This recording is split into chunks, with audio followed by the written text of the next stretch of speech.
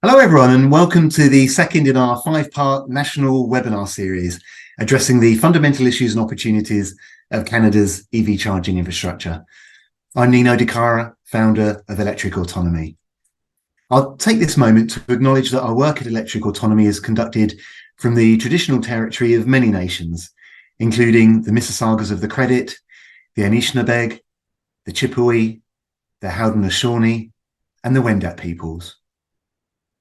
With this national discussion series, we're bringing together speakers from across the country to share their knowledge and best practices, and also to problem solve some of the significant challenges ahead as it comes to rolling out public EV charging infrastructure. And I'm delighted to introduce the second episode in this series, which is sponsored by Switch. For multifamily properties with limited electrical capacity, the transition to being EV ready isn't always simple. Switch was created to manage the complexities of adding EV charging in both new developments and retrofits. To minimize additional infrastructure costs, Switch launched their intelligent load management solution called Switch Control to maximize the number of EV chargers that can safely be installed with the existing electrical capacity, while ensuring all cars have a full charge by the morning. System monitors energy use in the building, allocating charging to periods of lower demand. Through real-time awareness, Switch Control can manage up to 10 times more chargers on your existing electrical system. As Switch's solution was designed specifically to support the needs of condos and apartments, it can seamlessly provide a scalable EV charging system that works for your EV drivers today and your EV drivers of tomorrow, ensuring your properties can effectively support the rapid adoption across Canada. So far, Switch has deployed and are currently managing thousands of chargers on the Switch network across North America, and they're just getting started. We're grateful to Switch for their support of this discussion series. Well, getting charging infrastructure into condos, stratas, and apartments is still an industry-wide headache. There are some hopeful indicators that the issue is becoming easier to manage, but for many, the hurdles to get retrofitted solutions is a barrier to EV adoption. So the panel today will discuss some of the successful methods that have been used and a specific order of steps condo owners and boards should be taking to secure EV charging. We have a fabulous panel of speakers, and I'm delighted to introduce you to them now. They are Mathieu Lemay, member of the National Assembly of Quebec as the government of Quebec. Melissa Miner, senior property manager and vice president of pre-construction services at Icon Property Management. Marie Rejon Bernard, electric vehicle associate researcher at the International Council on Clean Transportation. Mike Mulqueen, Director, Commercial Partnerships at Switch. And my colleague, Emma Jarrett, Executive Editor of Electric Autonomy, who will be moderating today's discussion. And with that, over to you, Emma. Thank you very much. Welcome, everyone. It's great to have you all here. As we know from audience engagement before we even started this panel, this is a very, very popular topic right now. So, Nino sort of went through what we are going to cover today, and in a break with journalistic tradition, we're going to start on a high note. So Melissa, you've had a recent experience with installing charging infrastructure in one of Icon Properties' buildings. Could you tell us about that experience and, what in your mind made it a successful project? For sure. Thank you, Emma. My name is Melissa Miner, and I work with Icon Property Management. I've been with Icon for about 15, 16 years now. And the corporation that I'm currently managing is in Midtown Toronto. It's a corporation that was registered in 2007. The units, I have 239 units, but I have 259 parking spots and 4 levels of parking. So that's the key number, 259 parking spots. In 2017, one resident came to us and let us know that they were interested. They were going to be purchasing an EV vehicle. So, of course, the condominiums in Ontario are governed by the Condominium Act of Ontario and the Corporation's Declaration, Bylaws, and Rules. So even at the time of registration, I'm sure that nobody was even really thinking about this kind of infrastructure or anything like that. So there was nothing for me to turn back to the documents for the corporation to understand what I should be doing. And the Condominium Act didn't talk about it at that time either. But I went back to my board of directors and I said, how can we do this? What can we do for this unit owner? And really we started, we hired our own electrical engineer because we wanted to find out even if we had capacity. We didn't even know if we had capacity to allow for this kind of installation. The one unit owner, long story short, so we found out that we could. There was extra capacity, but there was only really capacity for 3 or 4 individual units. But I have 259 parking spots, and as we kind of go forward, we knew where the technology was changing and the manufacturing and everything else. So we went ahead and we worked with with the unit owner. And we did a direct connect from our hydrovolt right to their parking spot. It was only on the 2nd level, so not very invasive or anything like that. But it was a little messy. It was a struggle at that time to actually try to figure out, who can help us do this? Who does this? But we navigated through, and eventually we got to the end for that. May 2018. So that installation, it took us a while to actually finish the installation, but it was just almost at the same time as new legislation was coming from the Condominium Act that actually said that the corporation has to install this infrastructure. And unless you could prove that it was a hardship to the corporation, you had to get this done. We worked with our electrical engineer and we came up with a phase 2 plan. We talked about installing sub panels and things like that on the various levels. So it was interesting. We had to try to figure out then how to fund this work. Condominium corporations have 2 bank accounts, basically. We have an operating fund and we have a reserve fund. The reserve fund, under the Condominium Act, you're only allowed to use that money if it's for major repairs and replacements. So you could have a reserve fund study or a reserve fund that has actually $8 million in it, but you can't use any of that money for the installation of the infrastructure. So it was interesting. Then we had to figure out, if you know in your mind the project is going to cost $100,000, where is this money coming from? Where is the slush fund?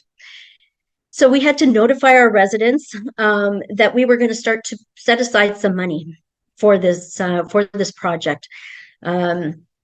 And we notified our lawyers, we notified our auditors, we sent notice to our owners, we advertised it in our budget packages to owners, we talked about it at the AGMs. We just were constantly communicating this information. With our electrical engineer, so fast forward a few years. So that was probably like July 2018, where we kind of had that in our back pocket and we were saving for our monies, saving our monies.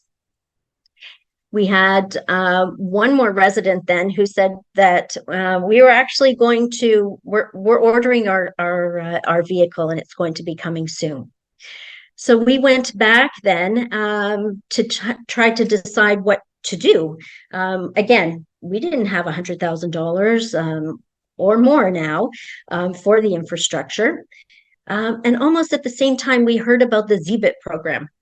And that was, something interesting to us. So we thought, okay, well, how can we work to understand this project? Who can we reach out to find some more information?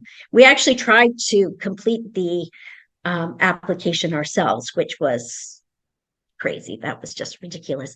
And so we found we found Switch, we found Mike, and he was able to help us navigate through this. But we were on a fast track now because we found out about the ZBIT program in March 2021, and our application needed to be done in June 2021. So we were scrambling. So we put out some communication. We put up posters in the elevators. We had town hall meetings. We communicated to everybody. We stopped people in the hallways. We explained what was going on. And we wanted to explain to people that the infrastructure was going to be an investment to the property. So in the end of that, we ended up with 35 very interested residents, which is terrific because, 259 parking spots, only one person actually had the EV vehicle, but yeah, we had 35 interested owners. So that's terrific. So we put all that application in with Mike, and we sat and waited. And that was in June. And then we got to October, November, still hadn't heard anything. We go into 2022 and we find out that the application has been accepted, and so that we can move forward. So that was so exciting. In the meantime, though, people have heard about what we were doing, and then a few more people got interested. We sent out some exciting news to the community. We said we have this application and now we're able to move forward. And so we did posters, we did town hall meetings, we talked to people. And from those 35 people, we actually added another 22 people to our project. And we ended up with 57 owners participating in our project, which was incredible. Everybody had the vision and the foresight to see that this was going to be an investment and was going to be something of value for their property. I talk a lot about communication. Communication was key for all of it, whether it was for the actual installation or if it was just the project itself, just communicating constantly to all of our residents. Our installation, I'm going to fast forward. So our installation actually probably started about January 2023 and then ended about April 2023. We wanted control of the project. We wanted control of all of the infrastructure. We wanted to make sure we didn't have wires running through our condominium. We wanted to make sure that, when we were core drilling through four levels of parking, that, that everything was seamless, that it wasn't impacting anybody else's unit or their parking spaces or whatnot. And so with working with Switch, there was no issues at all. It was incredible. When we have gone from having the direct connect of the possible of only 3 or 4 parking units to now, with using Switch and Switch's technology, to having at least 120 chargers. And I'm sure in the future that will change as well. It's the load management and the sharing that has helped us. The actual in the back, even as we were installing the new chargers and the work was being done in the parking garage, I had other people coming up to us and saying, can we be part? Can we do this? And so we'll be doing a phase 3 now and installing even more chargers for the residents. It's been great, but there are lots of streams that need to be managed. It's a big project. There's a legal stream. There is the actual work itself. There's working with Switch, which has been terrific. And it's even communicating to the owners who are not participating. They need to understand what's going on and why we're doing certain things. For instance, I got a little bit of pushback one time when we were commissioning all of the equipment. I had to shut the electricity down to the entire building. And so then I got some pushback from somebody who was like, why are you doing this? This is impacting me and whatnot. But then we start to explain what was going on. They were fine. And in all honesty, the interruption, I think, was at the most, I don't even think it was 45 minutes. So it was terrific. I have a very progressive and thoughtful board of directors. They understood the value of bringing the infrastructure into the building. so it was honestly, it's been fantastic. It was hard at like the very, like 2017, I would say was going to be very hard and very difficult to do, but now it's a piece of cake, and I just want everybody to do it. I have actually met with two of the property managers that are literally down the street. I've showcased our system, and I've talked about our project itself. I just think everybody should be able to do it, and honestly, if I was able to do it, anybody can do it. It was very, very seamless. It was very, very easy. That's all. And that's my story. Thanks, Melissa. You're welcome. So Marie, we just, heard from Melissa that this was a very multi-year, multi-step process that required everybody to be nimble and, problem solve their way through it.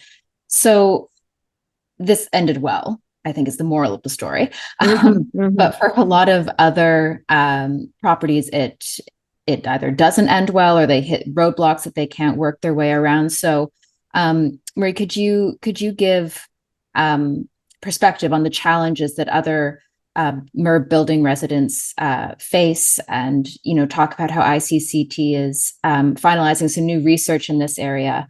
Maybe bringing in the themes of what you're seeing from those pieces of data that have come back to you.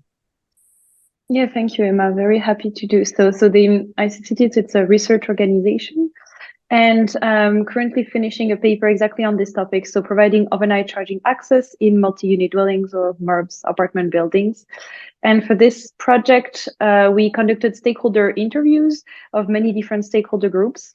And we asked all the stakeholders to give us their top challenges related to installing overnight chargers in apartment buildings, and also the solutions that they can see for them or for other stakeholder groups.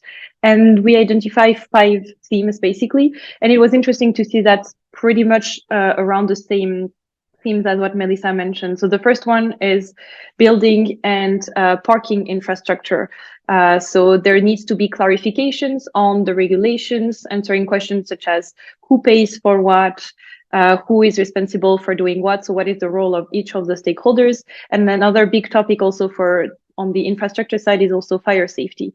How do you ensure fire safety in parking lots of apartment buildings? So that's the first theme. The second main theme or main challenge is process and stakeholder engagement. So all the process that you have to go through, how can you streamline the process for approval to install the chargers in your parking lot?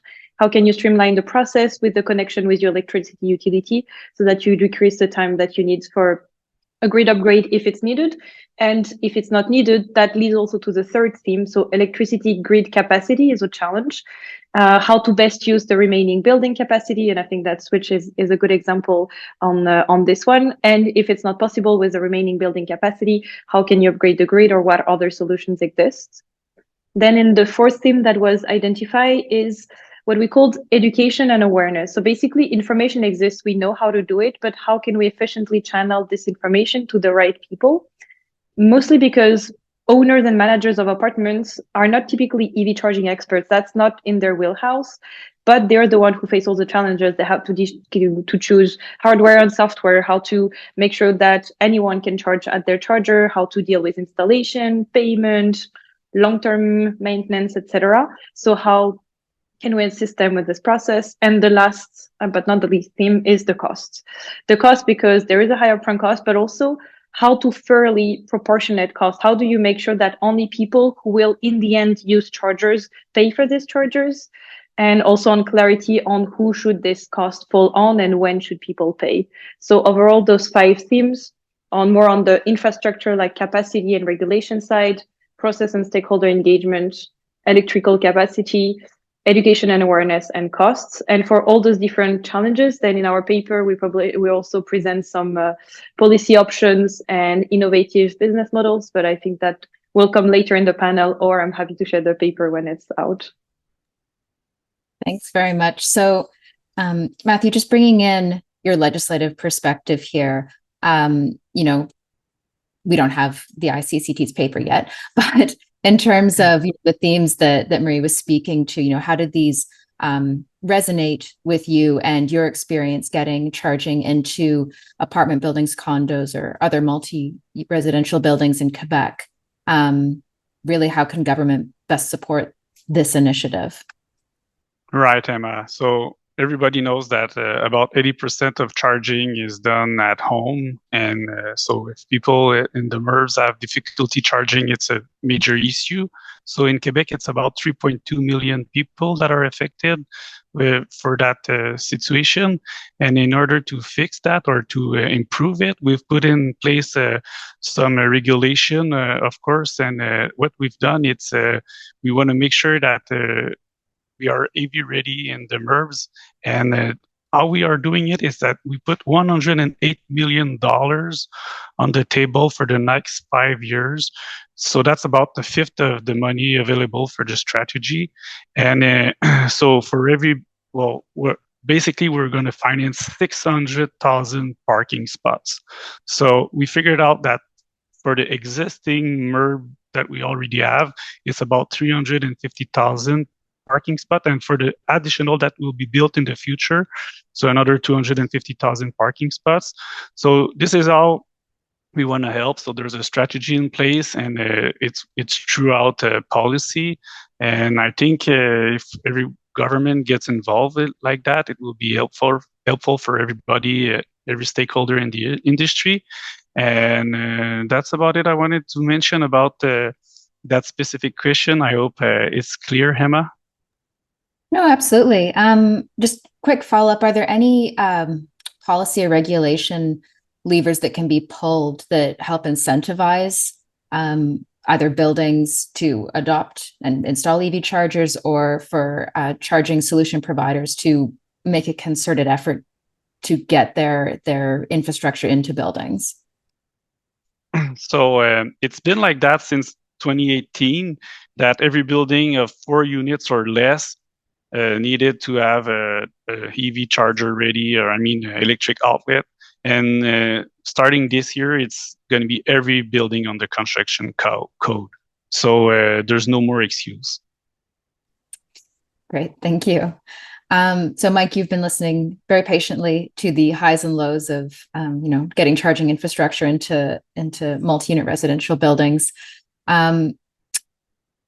With your recent experience with Icon Properties, why do you think replicating that level of success is not happening faster throughout the industry? Why don't we have 100 Icon Properties, happening simultaneously?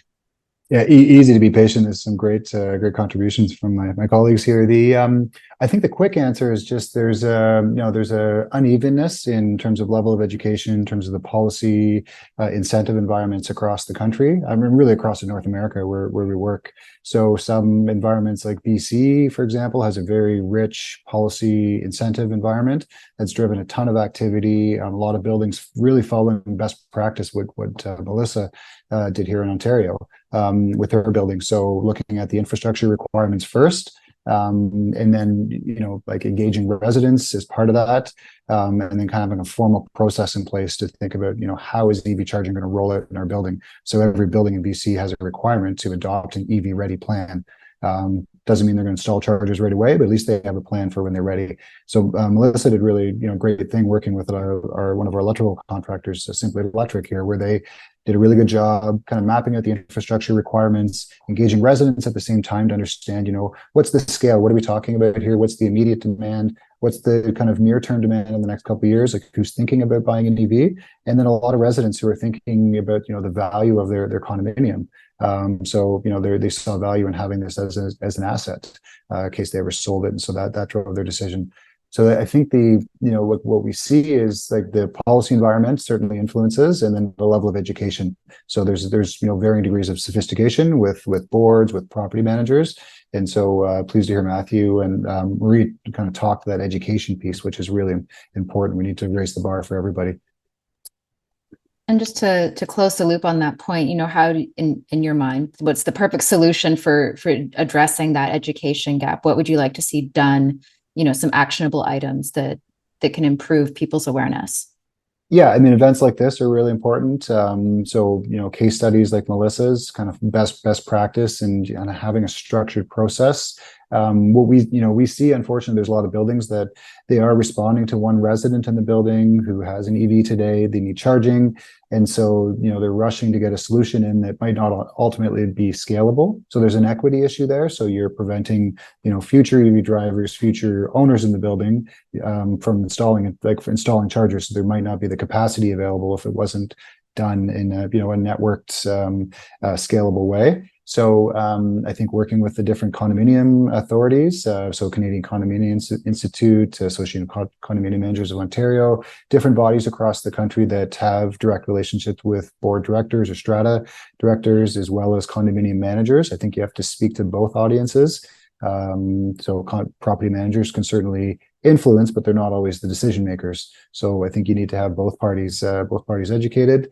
I think those are the key things. Like, it's interesting, I think one of the key messages that we like to speak about is around, the whole gas station model that people have in mind. And so you hear all these conversations around range anxiety, and people are always thinking about the worst case scenario where they're driving somewhere in Northern Ontario and they, run out of electricity and there's nowhere to charge. But the reality is, most people are driving, 10, 15, 20 kilometers a day for their daily needs. They're charging a little bit in the evening. They're not coming home with a full empty battery. And as Matthew said, 80% of charging is going to happen, where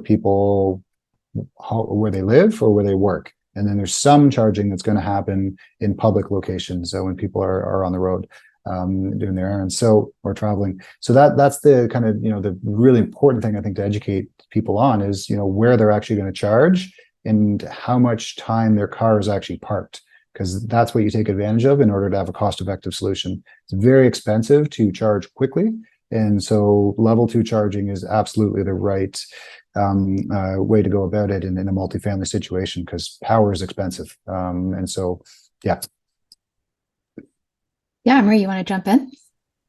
Yeah, if I can just add a quick example, more from my international perspective on this kind of education piece and on bringing in the knowledge to those condominium managers, for example. I think there is an interesting program in the Netherlands where the government pays 75% of a consultation service led by a licensed expert for all homeowners association, housing associations, etc. And so basically it's an assessment. So the consultant assesses their electric installation needs, identification of available incentives, safety measures, overview of the cost distribution between owners and between the association. And all of this is summarized in non-technical language. And it has been proven to be pretty successful because they conducted a survey afterwards to see the impact of this program. And about 80% of the survey participants said that it led them to decide to implement EV charging infrastructure in their building. So it really showed the importance of educating people and how when people know about all the solutions, then it turns into having an EV readiness plan and then being implemented. So I echo this education piece, and I think there are some actions that can be done related to that. Yeah, it's a great point, and excellent to have an example, to point to say like they've done this, it's worked well. For the rest of the group, building on what Mike and Marie are chatting about in terms of the roadmap to successfully get chargers into MURBS. Matthew, do you have anything to add from the regulatory legislative perspective? I guess my question is twofold. One, do you see a role for government in education that Mike and Marie are talking about? I have too many M's. And also, what are the steps that governments can take to get these regulations in place quickly, you now having gone through that process? Right. Well, of course, education is a starting point. I mean, if more you see charging station and more you see and you have electric vehicle. I mean, I like to say that we put in the legislation. We said that by 2035. There will be no more gas vehicle being sold in Quebec province. So we start with that statement. We're aiming for 2 million electric vehicles.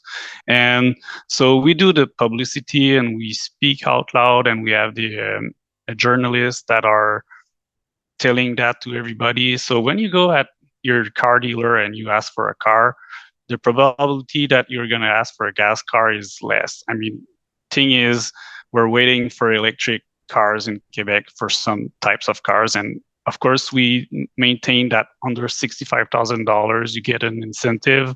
And we don't want to go higher than that, because what we've figured out is that automotive company will just raise the price. So that's why we maintain that incentive level.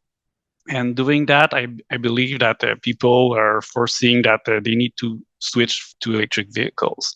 And as a legislative side, like I mentioned, we're going forward to have it a national regulation all over the field for having at least an outlet at every construction site in the near future. And in my riding, my hometown, Mascouche City, they did it under self in 2020. They decided that every new building will need to have an outlet with 30 amps and 240 volts if it's a single family. And then they added if it's between 4 and 49 units, and there's another specific value for 50 units or more. So, but it's at local, only one town. I mean, they do it locally, different places, but in order to make it happen, we decided to go nationwide. So that's about it. Great, thanks. And Melissa, you mentioned a few times, I thought it was really interesting, the lengths that you went to communicate and educate, the people who live in your property. Could you talk about that real those frontline conversations that are had, and the part they play in this education process?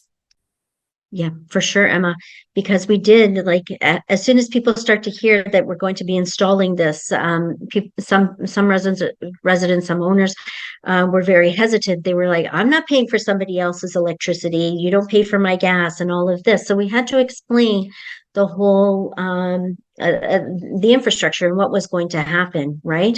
And so it's educating, and that's why we probably had 5-6 town hall meetings even, right? Just very informal groups, just to spread the word, so that the residents would understand it's not impacting you. It won't impact you. That everything will, it all falls by the rules and whatnot. But even the Condominium Act has to, I think that, education, like you say, but some of the wording of the Condominium Act has to change to allow the corporations to use some of their monies. We're built on zero budgeting. We don't have slush funds for this kind of infrastructure, and so there has to be some kind of change for the Condominium Act to at least allow us to use some of the monies from the reserve fund, so that we can fund these. I've met with a couple of properties, like I said, down the road, and even I've said, do you have any EV vehicles? And they'll say, yes, we have 3 or whatnot. And I said, well, where are they charging now? Oh, they're charging at work or whatnot. But it's so much more convenient to be charging at your own home.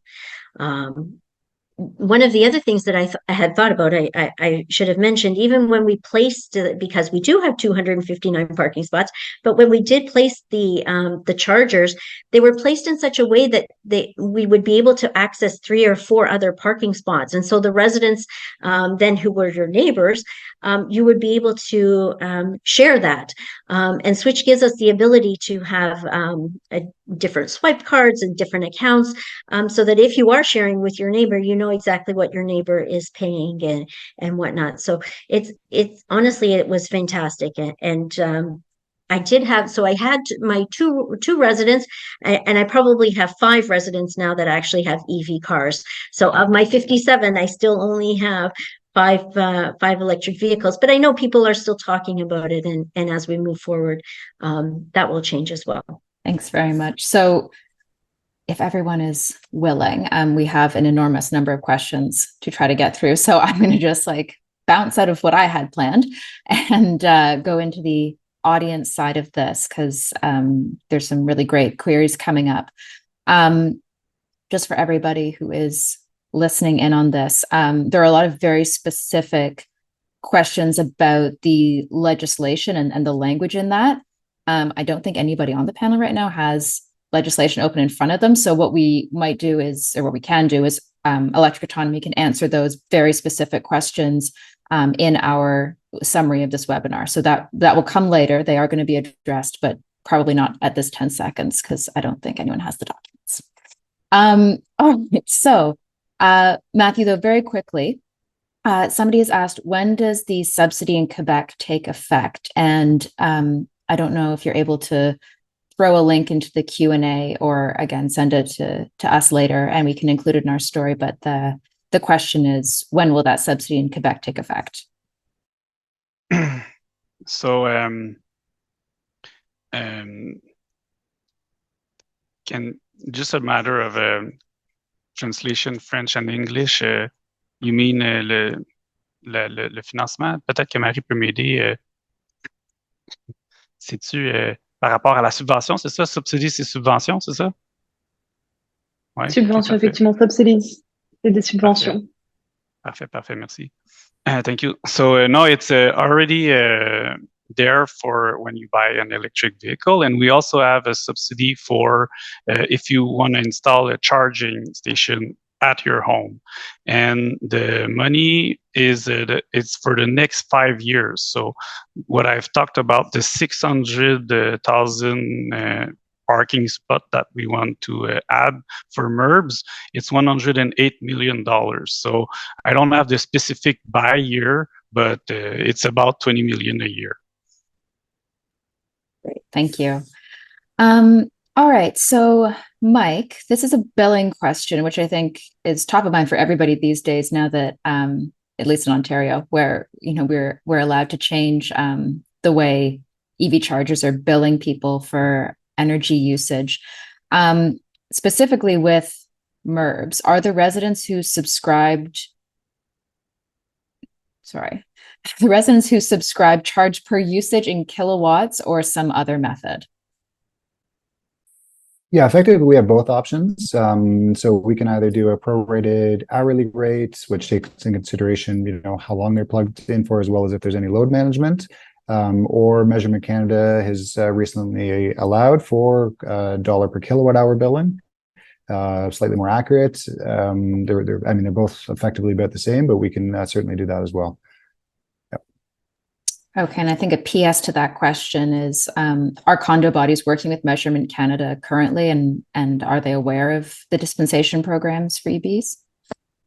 That's a good question. I know we're on the working group. I'm not sure what the condo representation is. I hope they're involved. I'm assuming that they were consulted. They should be.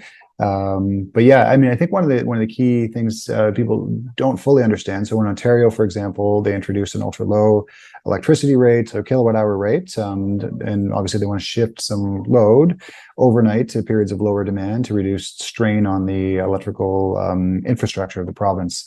So in order for buildings to take advantage of those lower electricity rates, they actually have to register with the utility. So they have to declare the number of units, and then the utility recognizes them that way, and they can charge that lower rate. So there's some important steps that I don't think are fully understood, where people sort of assumed it would be automatic. They would get this ultra low rate. So like Switch as a network operator, we can set up the pricing however the building wants. If they want, straight flat $1 per kilowatt hour, or an hourly price, or we can have it fluctuating, so a different hour for every hour of the day, depending on what the building wants to do. But the condo actually has to do some work. I'm not personally familiar with other provinces, but but I know in Ontario that's how it works. I don't know if Matthew, if there's something similar in Quebec that a condo would have to do, but yeah. Okay. I think that's, I don't know. So Melissa, actually, maybe you can chime in here and give some insight into how the billing issue worked out, and what the condo residents had to discuss, how long that process took in order to reach a billing scheme that everyone was happy with. It's very funny that you mentioned that, because literally when we were commissioning all of the equipment, that ultra low modeling was coming into play. And so we quickly had to, again, find out and understand about that. And so we had to decide, versus time of use, ultra low modeling, how does it affect the rest of the residents? And that was kind of what we took in consideration, the actual rates for the hours, and decided actually we wanted to stay on time of use. But that was just for us. That's what worked for us. Each corporation would model a little bit differently, I'm sure. But yeah, but it was just another learning curve and something else that we had to find out about, but it was all for good. Thanks. Marie, so in terms of, a lot of this infrastructure installation is very future looking, particularly in Canada, where our adoption rate is still building. So how can funding for installations be overcome when properties have very few EV users? Yeah, that's a very interesting question. Actually, I was about to mention this, but Melissa, you made the point about funding, and funding needed to come from the condo board money pot. There are a couple of programs in Europe, particularly two in France, that I found quite interesting, especially basically installing chargers or making your parking lot EV ready without any money coming from the condo board. And so there is the first program that I can mention is called the pre-financing decree in France. And basically it's a decree that allows electricity utilities to bear all the upfront costs of making MURBS EV ready. So everything is paid by the electricity utility. And then the electricity utility is reimbursed over time when an owner, or like when a tenant or an apartment owner wants to connect their parking spot and install an EV charger, then they pay a flat fee back to the electricity utility, and then they pay their proper billing process, as you mentioned, be it per minute, per kilowatt hour, etc. So you have this flat fee, and then this allows electricity utilities to be reimbursed over time. And once they have been reimbursed, then all the infrastructure and all the equipment belongs to the MURBS. So it's an interesting program, so that only people who want a charger pay, and they only pay when they want the charger. And I'll add one thing that I find interesting in this program is that there's this kind of fairness aspect, because we know that it's more expensive to retrofit older buildings than it is to retrofit newer buildings, because they have more capacity for many different reasons. And so this program has put a minimum cap and a maximum cap on this flat fee that EV owners have to pay, so that basically the minimum, all the projects that are under the minimum cap kind of pay for all the projects that are above the maximum threshold, and that allows to rebalance the cost and add a fairness aspect to the program. So I think that's a pretty interesting one, putting the burden on another entity that might be more ready to pay all the upfront cost and be ready to be just paid back in maybe 10 years or more if needed. And there is another program, I won't dive into too details for time's sake, but it's more of a public-private partnership where public financing entity, so Caisse des Dépôts in France, also pays for all the upfront costs and is reimbursed over time.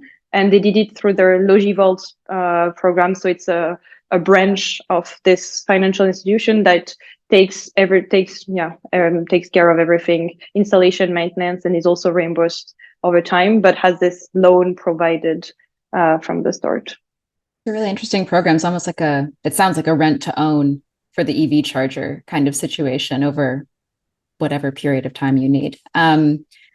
Matthew, you would know better than I. Well, you know what, Emma? There's so many programs out there that maybe that's something that we're not good. We're not good because we have too many programs available and customers, they don't know where to go. So one thing that we're looking forward in the future is to have a unique space, one place that you go and you have all the available programs for recharging an EV. So that's something that we take into account to modify, because of course the money is out there. We have $9 billion for electrification available, and it's all around. So we want to help everybody. I know someone asked in the Q&A, what are you going to do with our fill-in of charge? Yeah, we also are thinking of doing something for them. And if they can't charge at home, maybe they will have an incentive or cash on a card for charging elsewhere, or a fee that is less than other people. So, I mean, it's not one measure. It's like a multiplication of many measures that will go through. Yeah, I mean, it's a great point that consolidating the resources is very important. I mean, none of us, I don't think, enjoy having to go to 17 different places to find information that we need. With that thought in mind, and Quebec going through the process right now and almost at the end of the process of putting in legislation, about building codes and just regulating that EV chargers need to be featured in future designs. Do you think it's time for a national building code update so this just becomes a blanket policy? Nobody has to worry about, oh, I'm in Toronto, but next door in Mississauga, they don't have the same rules that I do. I can start. I mean, what we're looking forward to do is for energy purposes.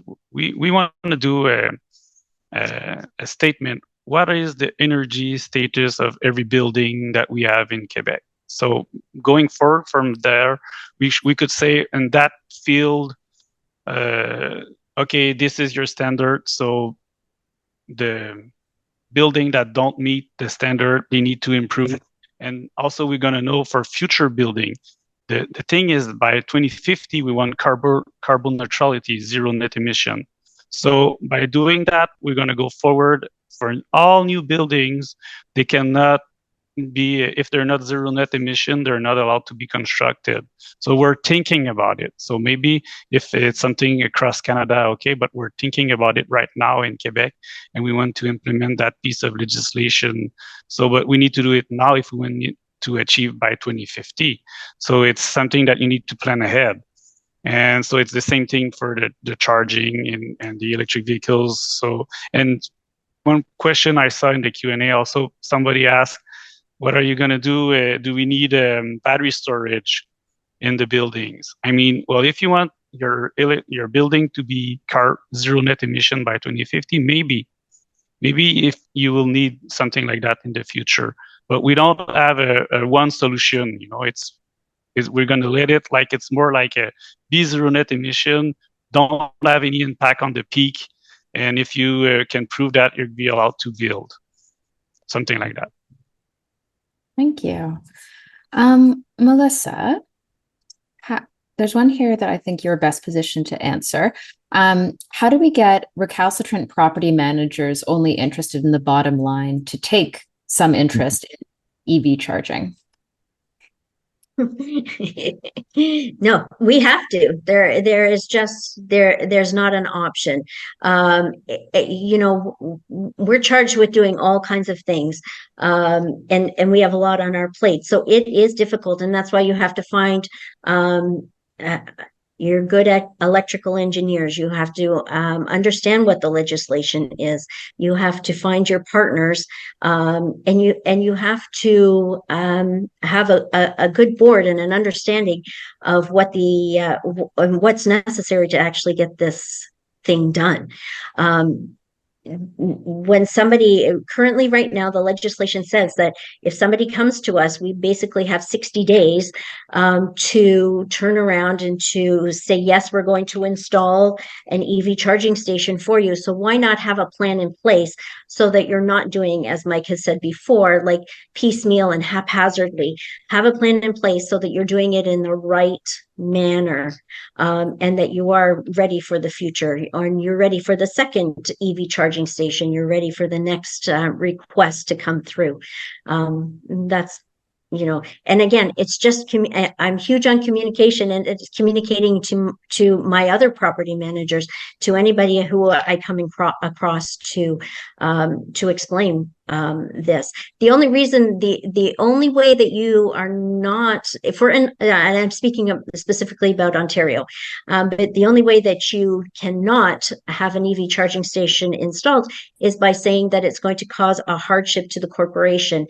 And, that's really difficult to do. So why not get all of our ducks in a row and understand a plan, get your load studies done, hire the engineer, get your load study done, and put a plan in place for everybody's corporation. Great, thanks. And Marie, do you want to chime in on that with how the work that ICCT does and the data that's coming in can help inspire property managers to move ahead with these plans? Sure, I'm happy to present on that. I mean, I think what has already been mentioned is that there are many solutions. As Matthew said, it might even seem overwhelming, all the solutions that exist. And so that's what we try to summarize, basically, like the key policies and key policy options and business opportunities that exist and how they can be implemented. Though I have to say that ICCT is mostly speaking, or the content is mostly targeted at regulators, policymakers, more than building managers. So I think our solutions are more on, how can governments streamline the process, develop those programs to fairly allocate costs, more than how can building owners or managers be on board. But I think what I mentioned at the beginning, the consultant report can be an interesting one. It can seem overwhelming, but the knowledge is there, the funding is there. So now we just have to find the right people and find the right ways to fund it, more than actually, find the money and develop new legislation, new programs. Great, thanks. And Mike, last word to you on this. I like how succinct this is and the optimism in this question. Technology will solve this one. What are the tech solutions that can be combined with the hardware that is obviously needed?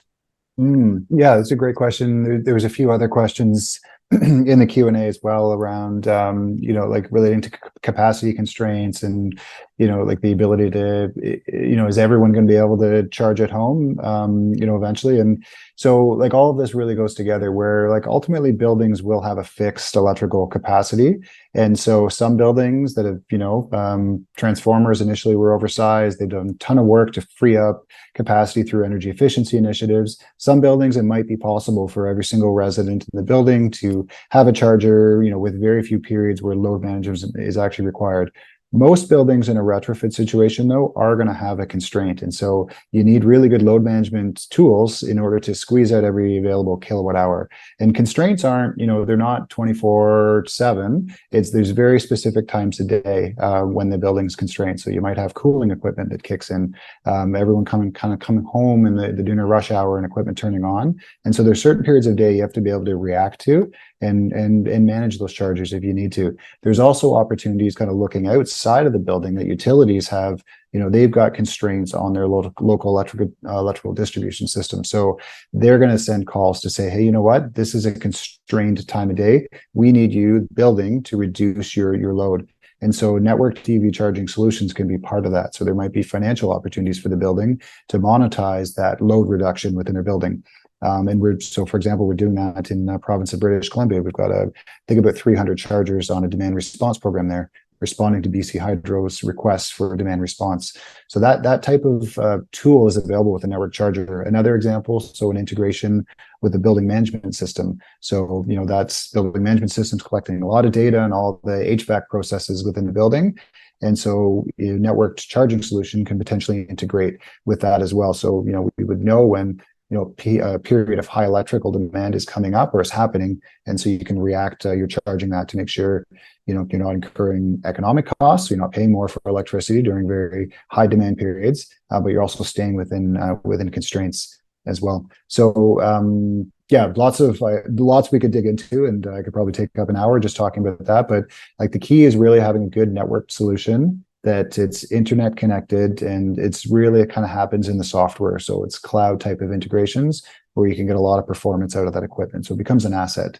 And that technology is going to evolve really quickly. And just to plant a seed so people understand, where there's a question about batteries, right? So, I mean, you think about the potential of all this energy that's being transported in vehicles now, whereas before it was gas, you can't do anything with that, where now it's electrical energy. And so potentially that can feed back into the grid. And so the conversation around bidirectional charging and kind of using those mobile batteries as an energy source to solve building constraints, system constraints, as we go forward in the future, that's just going to become a really active part of a conversation with distributed energy systems. So Switch has a bunch of pilots in that area right now where we're seeing the potential. The limitation is just on the vehicles. There's just not enough vehicles that are capable of that bidirectional charging activity. But we know all the major manufacturers are engaged in this, and so it's going to start coming in the next couple of years, where you're going to see, practical applications where there's enough vehicles that are capable of flowing electricity both ways. That to be continued note. Thank you so much, everybody. Mike has made sure that we will be reconvening in 2024 to talk about MURBS and V2G, apparently. So thank you, Marie, Melissa, Mike, Matthew. It's been great chatting, and I will hand back to Nino. Well, thank you very much, Emma, for moderating the discussion. That was absolutely terrific. And just a big thanks to the panelists from me as well for answering so many questions, and also answering them directly in the Q&A chat. I'm sure the audience really appreciated them, and the ones that didn't get answered, we will share with the panelists in the hope that they might be able to follow up after the event.